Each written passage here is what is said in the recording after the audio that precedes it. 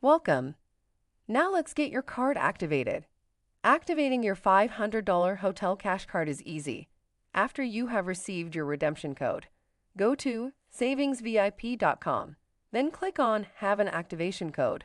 Redeem now, as shown circled in red. This screen will appear. Then please enter your redemption code. Make sure there are no spaces before and after the code when you type it in. Then please complete this form that will appear and click Agree on the Terms and Service Agreement. You'll then be taken to the home page, where you can start planning and booking your next vacation. You'll find your account page by clicking My Account in the upper right-hand corner as seen circled in red. Once on your account page, click on Member Profile as seen circled in red. Your ID is your email address and your password is your phone number until you change it in Member Profile. Password can be changed at the bottom of the Member Profile page as shown here circled in red. Would you like to reload your $500 hotel cash card?